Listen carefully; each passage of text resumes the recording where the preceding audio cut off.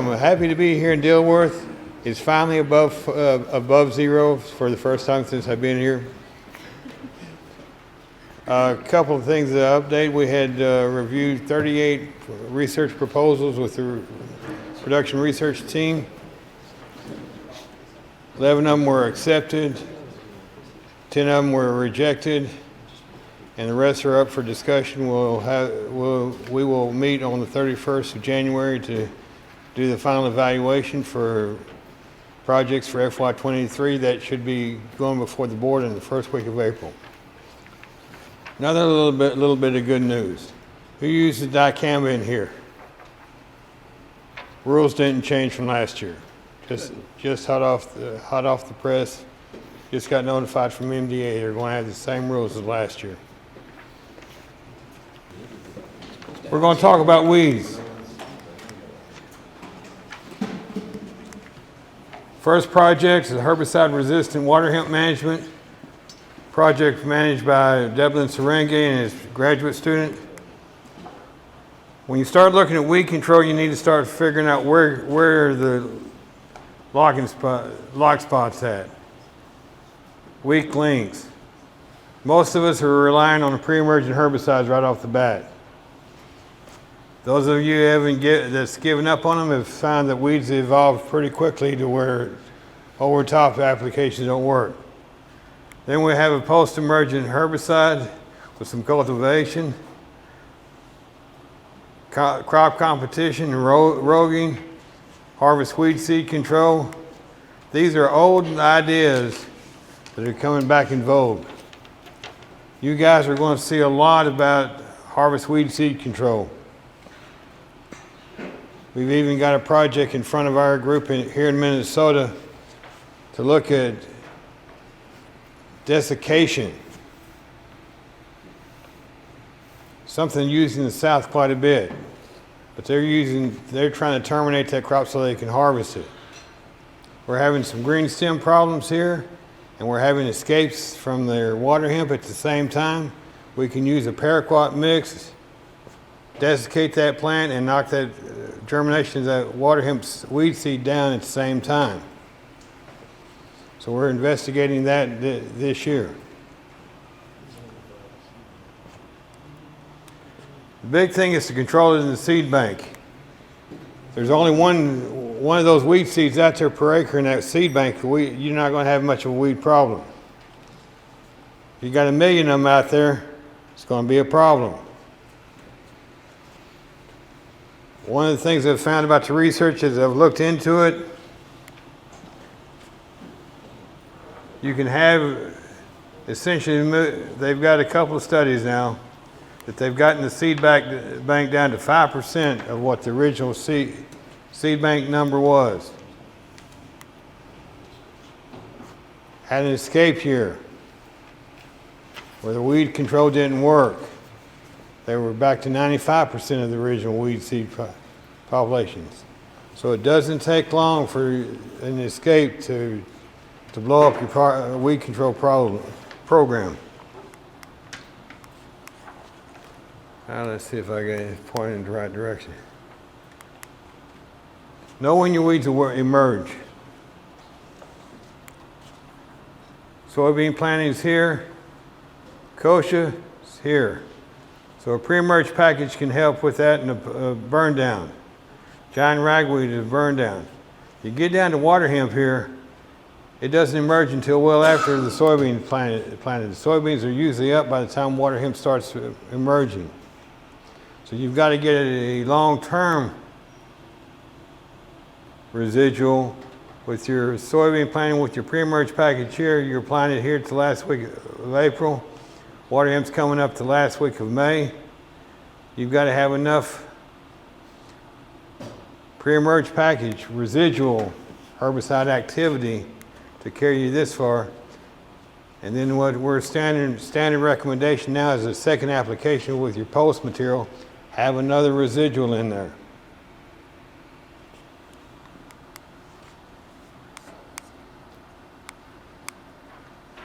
Herbicide-resistant water hemp screening. Now let me see if I can. Samples collected in 2021, they were blue. 2020 are in red. Screened them, they collected all of these dots were herbicide resistant water hemp. There's about 130 of them in there. Screened them against the recommended rate, which is 1X and then 3X. Raptor, Enlist 1, Extendamax, Atrax, Roundup, Liberty, Flexstar, and Callisto. What'd they find? Here's the shocker. This came up from last year too. Everything's resistant to Raptor. Every single one of them. 69% are resistant to Roundup. But here's the deal. If 100% of them are resistant to Raptor, then 69% are resistant to Roundup and Raptor. 24% is resistant to atrazine and Raptor. 12% is resistant to Callisto and Raptor. 11% is resistant to Flexor and Raptor. 4% is resistant to Enlist. That's scary. How long have we had 2,4-D choline out to be applied over soybeans?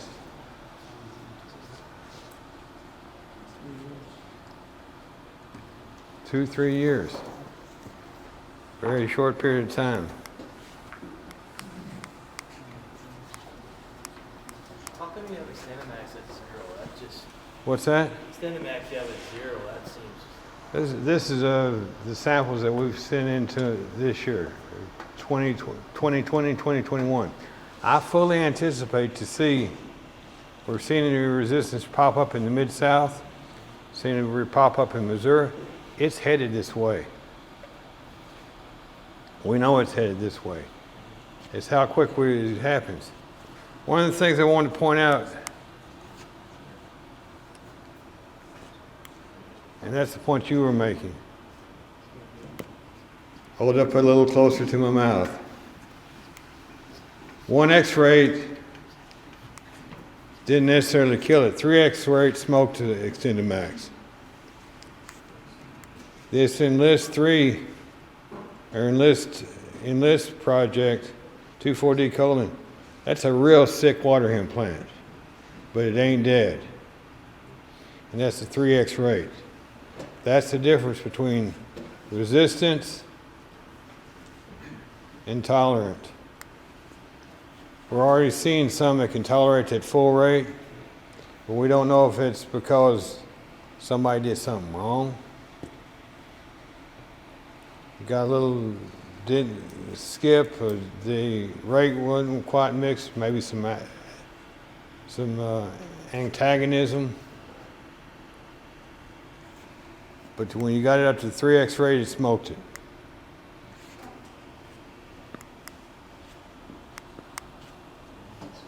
Here's what I'm finding scary. We have 10 of these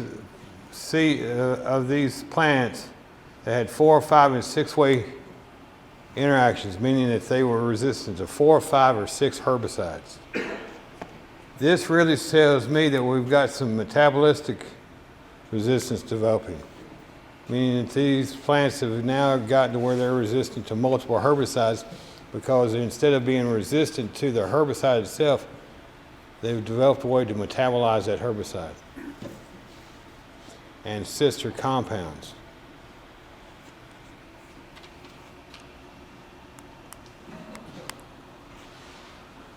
I skipped over a herbicide slide, but we're looking at his second project. He's looking at herbicide carryover injury to sugar beets.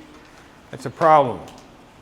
We got a limited, in this part of the country, with as many sugar beet acres as we have a limited package of herbicides to choose from because we'll ding our sugar beets up. Same time, we don't have much to work with in sugar beets to control water hemp. So we've got to develop a package. We got to start looking at a way to target the seed bank.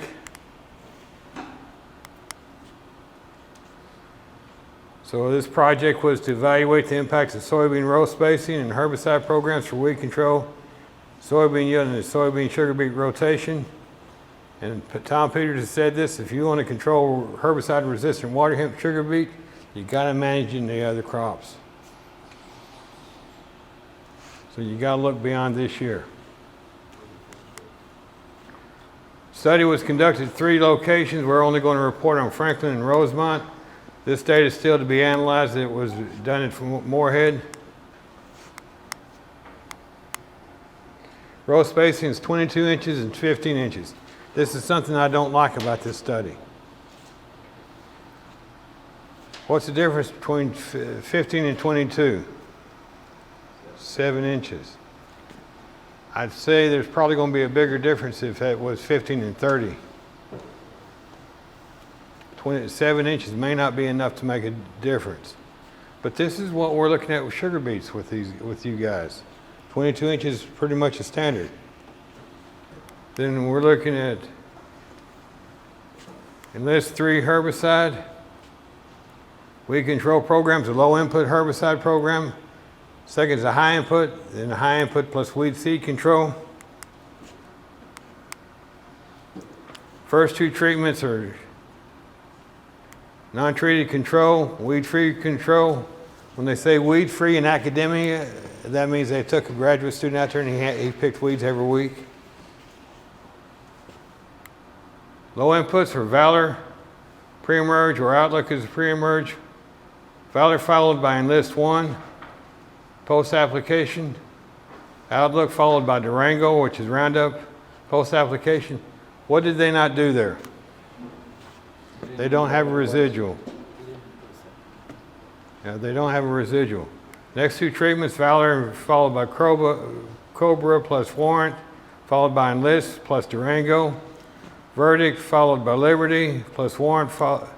So here they've got the second dose of a residual. Then finally you've Verdict followed by Liberty plus Warrant, followed by water hemp seed removal at harvest. All right, when you look at this study, what is this?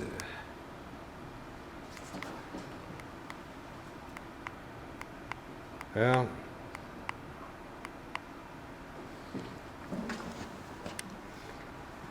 when you look at this study, what's this going to tell you right off the bat? You need at least 2 years of data to get this material. So we're reporting on 1 year of data. I don't anticipate seeing much difference this year.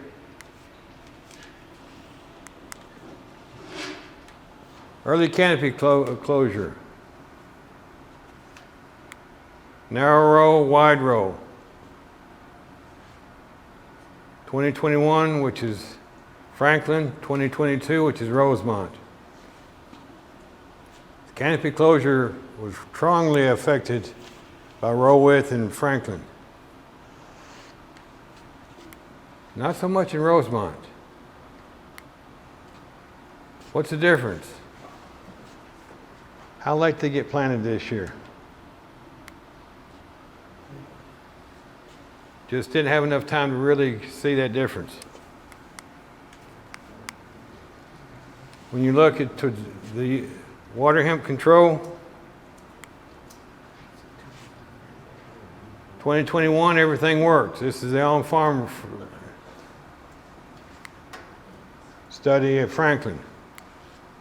Look at Rosemont. What does that tell you right off the bat?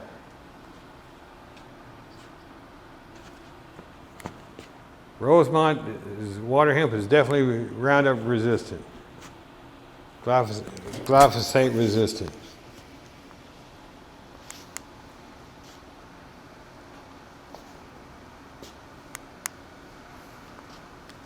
Was water hemp out there? Yeah, just a little bit. You can see you've got pretty good control of the outlook here in this one, but you can see the water hemp coming through here.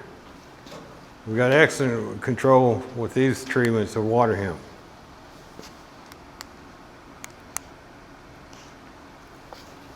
Seed production. Franklin. Water hemp seed production is essentially zero, except in non-controlled spots, where we produced roughly 1.5 million acres per square meter. Multiply that by about 1,000, excuse me, by about 10,000. That's 2.5 acres worth. 2022, this Durango again, we see we reduced water hemp seed production compared to the non-treated control, but it's still popping up.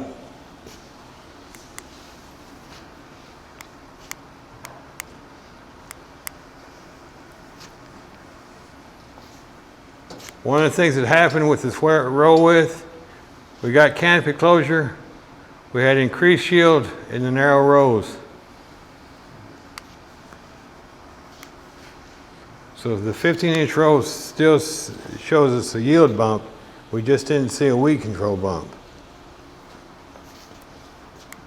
Soybean yield was similar except for this Durango here in Franklin.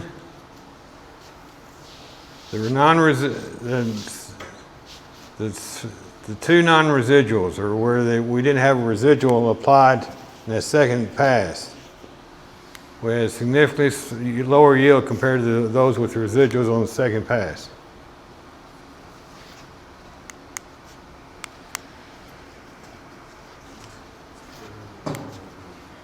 This is something you guys already know. We got a lot of herbicide-resistant water hemp coming out. We got to get different, and we've got to start thinking about how we're going to handle this weed control problem. Narrow row spacing closed the canopy and resulted in better yield. Water hemp control, when it's from 22 to 15 inches, water hemp control was not really affected. Herbicide program was the principal determinant for water hemp control. We've got to explore other weed management tactics. We've got to do some follow-up studies with this water hemp weed seed control. This is Andrew Luck's study.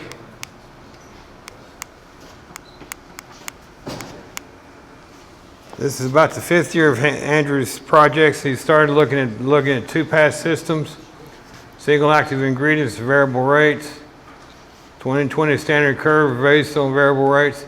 And what he was looking at with these variable rates is as you mix these herbicides, you increase the likelihood of crop damage. So what is our lowest rate that we don't have crop damage and still have a successful weed control program?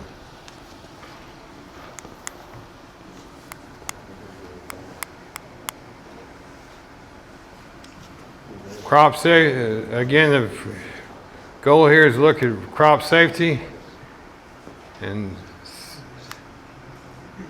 different micro-rate treatments, and we don't like this term micro-rate. These rates were all at rate recommended levels, at label levels, but they were at the lower end of label levels.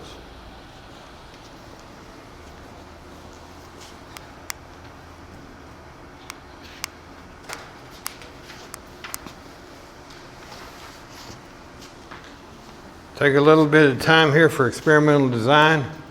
Treatments were essentially Valor or Valor and Blanket, followed with Warrant, Residual, and Flex, where you put them all down at the same time, or you split and have a two-pass system. Then the rates of the Valor was 1.5 or 2. Rates of the Blanket were 6 or 8 or 10. 1.5. But you see what he's doing, he's using different rates here. Single pass, two pass system. Single pass, two pass, single, two, single, two, single, two. Here's a estimated chemical cost per acre. And let's kind of weed this out a little bit. Those treatments had less than 85% weed control, which is not bad.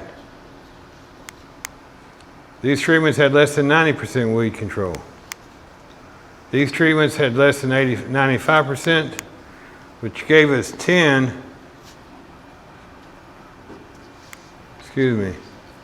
8 that gave us greater than 95% weed control of herbicide-resistant water hemp.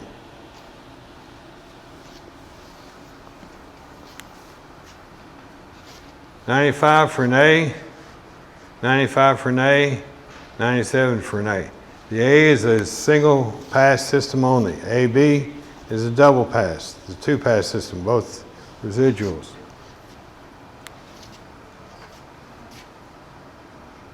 These three here at 28.58, it's not a batch package. Write down this, Next Gen Ag. All this stuff is available online, so you don't have to copy this down. It's also in the publication that Corrine mentioned.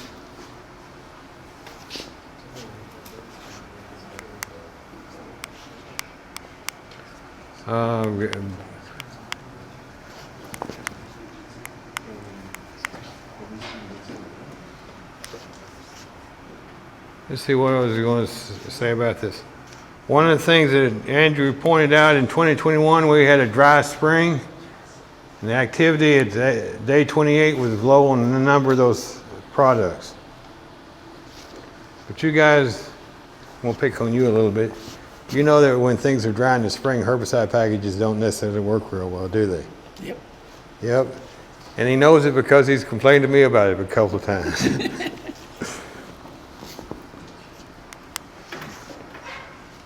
Final experiment, managing volunteer corn and 2,4-D tolerant soybeans. In the southeast part of the state, and I'm seeing a lot of it in the southwest now last year, we're seeing volunteer corn get away from us, especially in enlist soybeans. You're shaking your head, so you've seen it too. There's a lot of year-to-year variability. There's a lot more questions than answers, variable success rates, and it's been complicated with the adoption of growth regulator tolerant soybeans. All right, who was farming back in 1985? You remember putting some post out? Do you remember trying to mix some post with some 2,4-D as a burn down? Well, we did that in Texas a couple of times, Louisiana and Alabama. Post and 2,4-D, mainly because it was cheap and it was available. Roundup was not necessarily, Roundup was getting ready to go off label, but it wasn't cheap. And that's when we found out at that time 2,4-D and grass herbicides don't necessarily mix well. So we knew this could be a problem many years ago. But we had some gentlemen like this young man over here that wasn't around in 1985. So sometimes you have to listen to the gray heads just a little bit.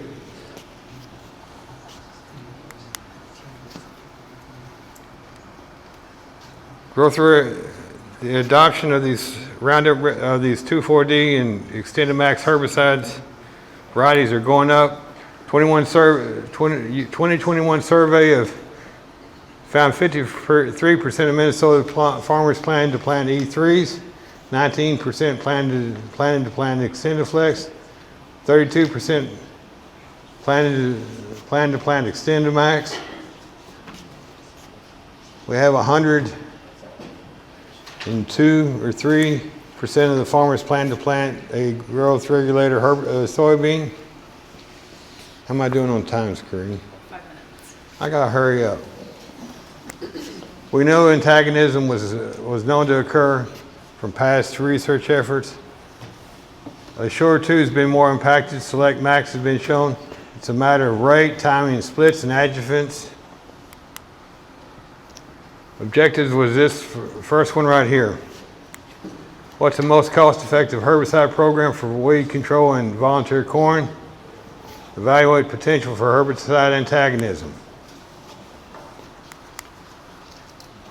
Here's the treatment design. 20 treatments. Remember these points. There's 20 treatments. There's 20. You're going to see on the figures 1 through 20. One's untreated control. It's where we're going to have a weed problem. Number 20 is graduate student impacted herbicide weed control. 2 through 9 are 2,4-D choline and select. 2 and 3 are low rates. 6 and 7 are low rates. Then we've got a choice of adjuvants. S-metolachlor plus AMS plus crop oil. AMS plus crop oil is AMS and non-iactive surfactant. S-metolachlor and AMS. 10 through 17 are 2,4-D plus Assure. Quizaloflop ethyl, high and low rates. 18 and 19 are 2,4-D choline plus glyphosate plus AMS, followed by Select or followed by Assure. You got the structure down? 2,4-D was applied as in list 1. PowerMax was a glyphosate source. Dual 2 is a S-metolachlor. Select Max, Assure 2. Select Max rates were 6 or 9 ounces per acre. Assure 2 were 4 and 12. All right, guys, what does that tell you right off the bat?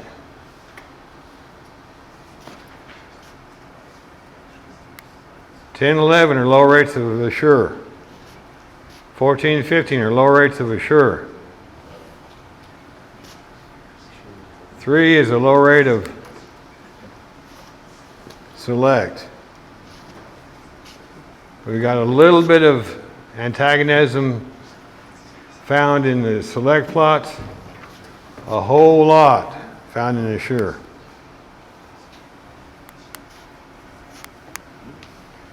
That was from Rochester.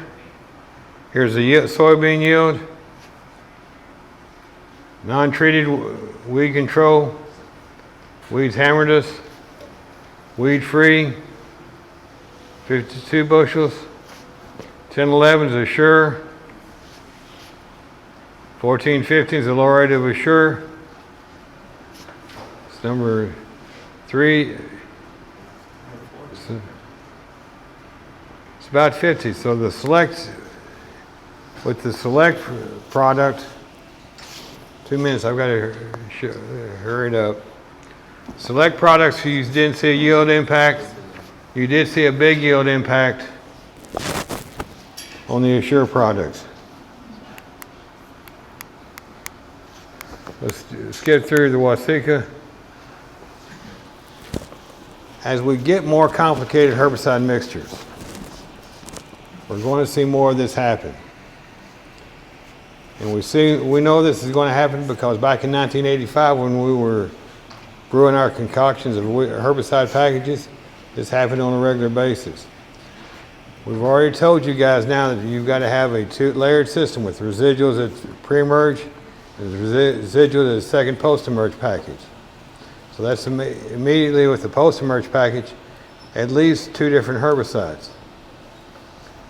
Andrew was showing you can get good weed control with 4 and 5 herbicides. We're showing some antagonism with 2,4-D choline with Assure. We're going to see more and more herbicide failures or weed control failures as we get more complicated packages. Now, which is, in your mind, which is the worst herbicide failure package? One where the herbicides mix together and they fall at the bottom of the tank and clog up all your spray nozzles, or the one that doesn't do that and you want to apply it to your field?